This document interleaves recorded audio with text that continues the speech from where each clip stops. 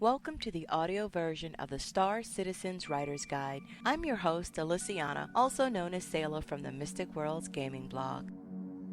Begin transmission. Hello and welcome to another installment of the Writer's Guide. In today's issue, we will be covering corporations and save criminals for next week. Once we get started getting into the various companies, we quickly realized that it would be a disservice to skimp on the variety of companies already established in the universe. If you're new to this feature, please consult our list of disclaimers. Errata. There weren't any major clarification from last week's update, except for further discussion about the ranking structure. We're still reviewing that and will keep you posted. Corpse. The UEE is a fiercely capitalist society. As the UEE enters a period of economic strain, while some corporations are beginning to wilt, the more powerful and unscrupulous ones are beginning to push the boundaries.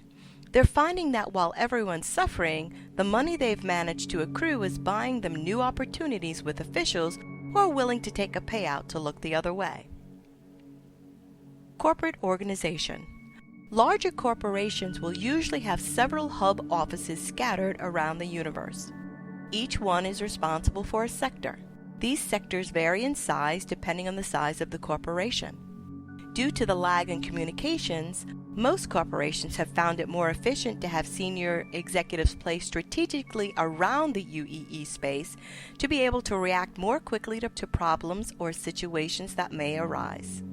The corporate HQ can be located in almost any system. Many base themselves on Earth or Terra for the prestige associated with it. A handful of ship and weapon manufacturers with military contracts base themselves on MacArthur in the Killian system to be close to the military shipyards. The Stanton system was sold to generate money for the synth world. The four primary owners of the planets are Microtech, Hurston Dynamics, ArcCorp, and the Crusader Industries. While Stanton's planets now serve as their primary production centers, hundreds of smaller corporations have rented out space on the planets for their own headquarters. Interculture trading. Do we trade with the Banu, the Xi'an? The short answer is yes. The long answer is yes. The Xi'an. The UEE Department of Trade closely monitors the import and export of goods between the UEE and Xi'an. Human companies that wish to trade raw materials and goods must obtain an import or export license from the government. During the licensing process, the Empire will analyze the company's trading history, run backgrounds on executives, and charge handsomely for the opportunity. In short, the UEE is attempting to discern whether the company's trading will benefit the Empire. The general mood of the UEE is that healthy trade is a sign of political goodwill. However, elements in the Empire are terrified of becoming too reliant on outside goods, so they will strategically approve or veto trade agreements. Trading corps, both human and Xi'an, find this endlessly frustrating, as it appears to them that agreements are approved or denied for strictly arbitrary reasons. How does this affect the common trader? Technically, a UEE trader, citizen or civ, needs a license to trade with the Xi'an, but generally it boils down to a question of volume. If you're a trader with a freelancer full of goods, they probably aren't going to really care. If you've got a fleet of caterpillars, they will. The Banu. Being a trading culture, the Banu made sure they were nearly intractable provisions for trading from the very beginning. Let's just say that the Interstellar Peace and Trade Accord of 2348 was not its original title. Therefore, there is a vast and free trading market between our two cultures that has permeated through the centuries. The UEE has tried to temper the flow of goods in and out of the Banu Protectorate, but with little progress, and there are two main reasons as to why. Their organization. The Banu Protectorate is a collection of independent planets, so it's difficult to negotiate sweeping trade protocols with them. In fact, there are 3 separate proposals submitted over the past 10 years, still waiting to be reviewed at the next gathering. Secondly, their location. While there is a cluster of Banu systems on one side of the UEE, they have also claimed isolated systems scattered throughout the universe, one in Bandul space and one in Xi'an that we know about. The UEE still isn't sure how they got there. Company list. Here is a list of companies that have already been established in the SC universe. You might have seen some of these in ship documents, but we wanted to collate them together for easy reference. Ship manufacturers: Roberts Space Industries, the original creators of the engine that kick-started humanity's expansion into space. Roberts Space Industries builds a wide range of starships that serve all needs, from basic interstellar travel to deep exploration on the outer edges of the galaxy. The tagline, Roberts Space Industries, delivering the stars since 2075. Origin Jump Works, the BMW of the Star Citizen universe. Their craft are more expensive, sleeker-looking status symbols, maybe more so than their worth. Origin ships are customized for the client and can be expensive to maintain and repair. They get numbers instead of names. Matsushita Industrial and Starflight Concern mass produces very effective modular ships, mostly armed freighters of different sizes that make them the preferred brand for traders and large corporations. Over 30 years ago, they signed a lend-lease agreement to establish a tech trade with Xi'an engineers. Drake Interplanetary, ostensibly a legit company, it's an open secret that they manufacture cheap, well-armed craft favored by pirates, to the point that they're named in that vein: Cutlass, Buccaneer, Privateer, Marauder. Drake ships tend to have a piecemeal look to them that makes each distinct, but also means that they are inconsistently built. One of Drake's main subsidiaries is their salvage depots, located conveniently around the UEE and Banu systems, offering top dollar for spare parts. Anvil Aerospace. For civilians, Anvil produces small fighting craft but with less of a pirate stigma. These ships are more expensive, less spit and glue, and built to take more hits than the comparable Drake model. The bulk of the Anvil's income is from its military contracts with the UEE to design and build their warships, especially the iconic Hornet. Aegis Dynamics. Aegis grew to prominence as a manufacturer of military spacecraft during the First Tevaran War. Favored by Ivar Messer, their orbital bombers grew to public prominence after his infamous victory on Icarus IV. When he ascended to become the first Imperator, Messer contracted with Aegis as the UEE's primary source of military-grade spacecraft and defenses. During the Messer era, Aegis craft became synonymous with a ruthless, oppressive regime. After the fall of the Imperator, most of Aegis's military contracts were stripped, their ships fell out of favor with the public, and the company went into a tailspin. They downsized their craft production and turned to manufacturing parts.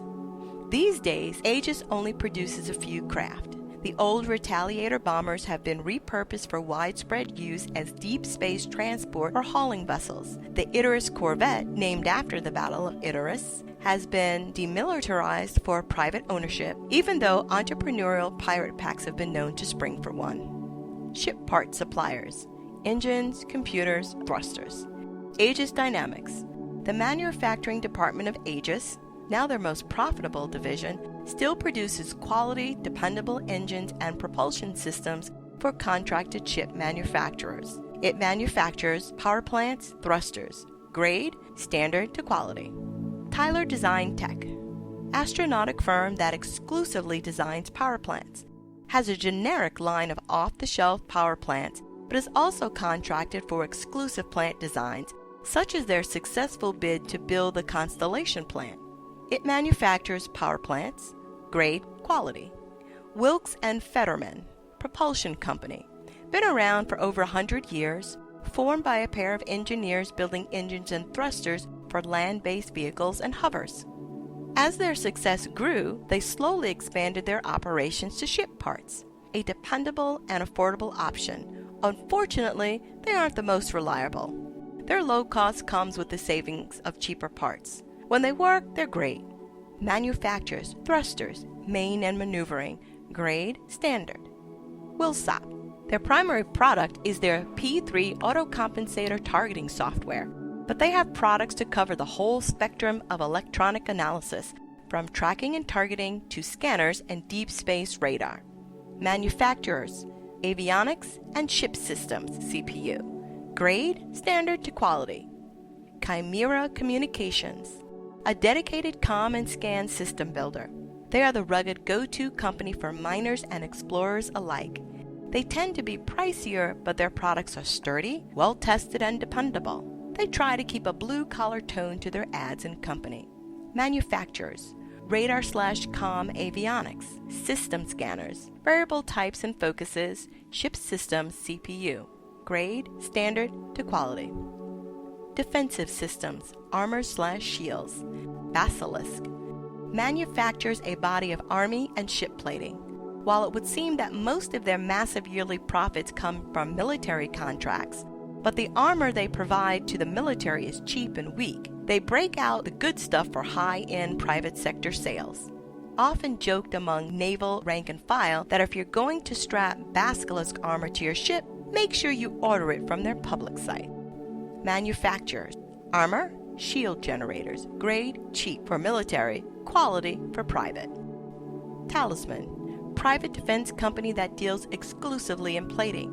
They are a solid, middle-of-the-road company that offers some high-end armor options.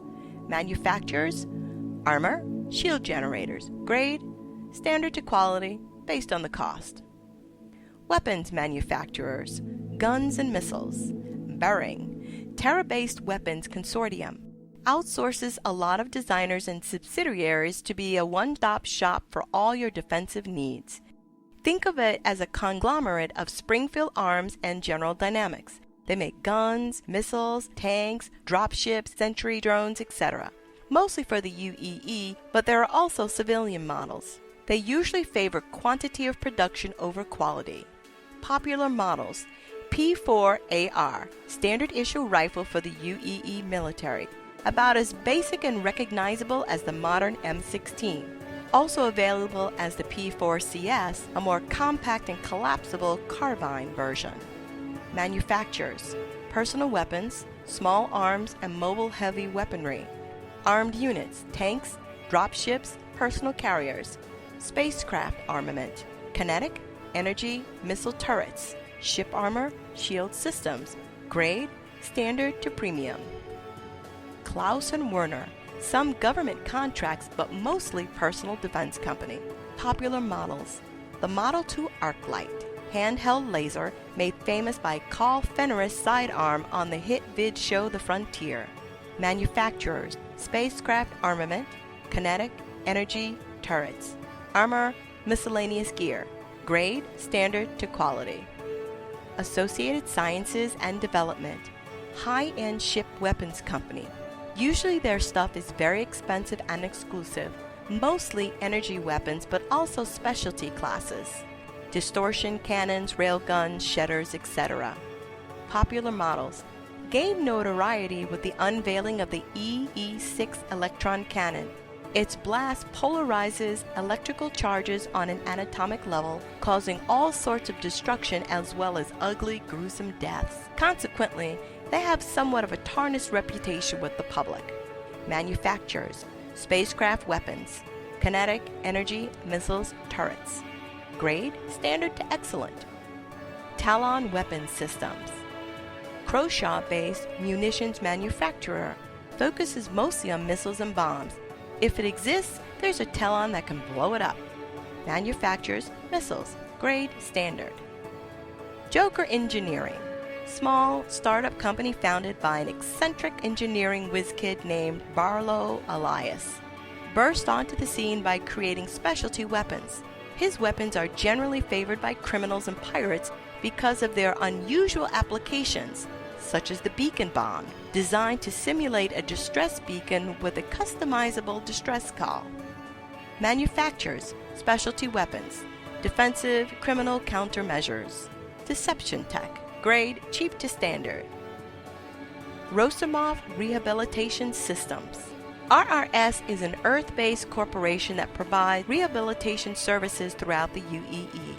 Their arms division is responsible for a groundbreaking series of new weaponry designed to incapacitate without taking lives. Piracy is a real risk in some areas of space.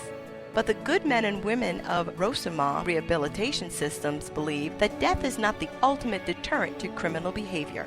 Instead, a solid combination of financial consequences and structured rehabilitation is the key to getting offenders to straighten up and fly right. That is why we offer a line of hanger-level, shipboard, and personal, less-than-lethal defense options that provide customers with the safety that they need and criminals the second chance that they deserve. The Silent Sentinel, less lethal boarding defense system provides multiple forms of short-term defense that can disable even the largest boarding party, leaving you to collect the insurance payout or available bounties and the authorities to do what they do best. The Personal Stunner provides the necessary leverage for those who want to keep a bad situation in hand. If safety and civility are your objectives, visit your local RRS vendor today. Tagline: RRS, Security with Humanity. Manufacturers: anti-intrusion devices, armor. Grade, standard to quality. Other companies: Kel2 Con Stores. Future convenience stores, such as a 7-Eleven, Spar Express, Circle K. They're found in virtually every hauling station, orbital platform, or city, famous for their HydroFroze frozen drink. Tagline: it's a long road out there. We make it a little shorter. Appeared in Tales of the Crimson Kid. Shubin Interstellar. Massive conglomerate that started out as a terraforming outfit, then expanded into planetary mining. They've even started releasing a line of mining equipment. Current CEO: Galvin Arlington, 38, born on Earth. Many speculate that he's a robot due to his perfectly manicured appearance, utter lack of empathy, and methodical business sense. He is very much a human, he just has no time for base human relations. Appeared in The Lost Generation. Tori Lee Foodstuffs, producer of vacuum-sealed, vitamin-rich foodstuffs, usually bought in bulk for extended space trips. Tagline: for the distance. Appeared in Clean Shot Dispatch No. 1. Covalex, shipping company, owns several orbital platforms that act as transfer hubs and hauler/commercial transport stops. Arc Corp builds fusion engines for industrial craft, also has division for terraforming and mining, owns one of the planets in the Stanton system. Microtech produces electronics, including handheld sensors and computer software upgrades for starships, owns one of the planets in the Stanton system. Hurston Dynamics, family-owned company that is a serious weapons provider for the civilian ship market, owns one of the planets in Stanton system. Crusader Industries constructs and operates commercial transport for lower to middle income families, has defense contracts with the government to make military thrusters, owns one of the planets in Stanton. Writing for Corps. This is pretty open terrain at the moment, so feel free to explore the possibilities of creating corporations. I stress again to use your judgment when coming up with a company, especially evil ones. No company can get away with doing true evil for long without serious safeguards in place. They have to have greased the right palms and paid the right officials to look the other way. The more outrageous their behavior, the more it will cost them to keep it under wraps. For example, we mentioned earlier that Basilisk gets away with delivering cheap armor for their military contracts. How can they get away with it to the point where it's almost a joke to the troops? Technically, they haven't violated their contract and are continuing to deliver their shipplating at agreed costs. But they aren't going to use the best materials and operate at a loss, are they? That's just bad business.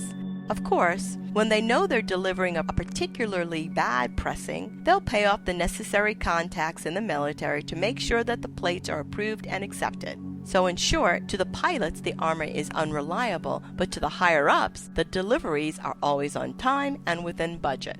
At their core, corporations are run by people, so focus on the characters you're trying to create for your story. Establish their motivation and needs for your story by asking yourself these questions. Are they corrupt? If so, were they always that way? Is there a culture of corruption in that corp? Or is it your character manipulating the system to keep his or her actions a secret? Have fun with it. The universe is varied enough to handle all types. Except dragons. Just figure out how your corporate character fits into the universe. Questions. Question. In regards to information decay, you are still working it out. If it's going to function in a way you've hinted at here, how are you going to make it work alongside the metagame? Is there anything stopping two people at either ends of a map but on the same TeamSpeak informing each other of events on their end?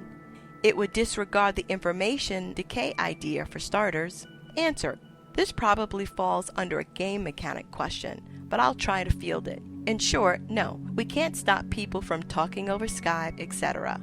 As it stands now, the information decay will only really affect the UEE's reaction to things. For example, if there's a Vanduul raid in Centauri, you could I am your friend and Terra about it immediately, but the military or the news won't find out until hours later. This also affects the transportation of goods and cargo.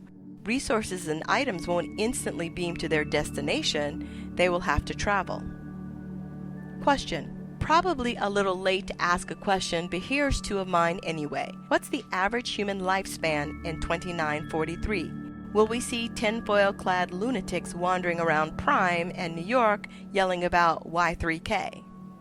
Answer: it's never too late. I'm checking comments pretty regularly. We haven't really tackled this one yet. My initial reaction is that with medical advances in technology, it would probably be around 100. Maybe the record is 140. I feel like at a certain point, the body is just going to wear out. We really aren't designed to be around that long. Gene therapy and cybernetics will help out, but ultimately, to quote the fantastic British vampire Ultraviolet, we're programmed to die. What do you guys think? Regarding the tinfoil-clad lunatics, I hope so. Again, I apologize for breaking up this entry. Next week, we'll jump wholeheartedly into the criminal element, specifically the syndicates, pirates, and an intro course into Cathcart dialect. Please post questions in the comments about this post for next week's entry. Until next time, end transmission. I hope you enjoyed this episode. Your comments and feedback are always welcomed. Links to the actual writer's guide are included in the show notes. All music is courtesy of the Star Citizen's unofficial soundtrack, also in the show notes. This is Alyciana, signing off until next time.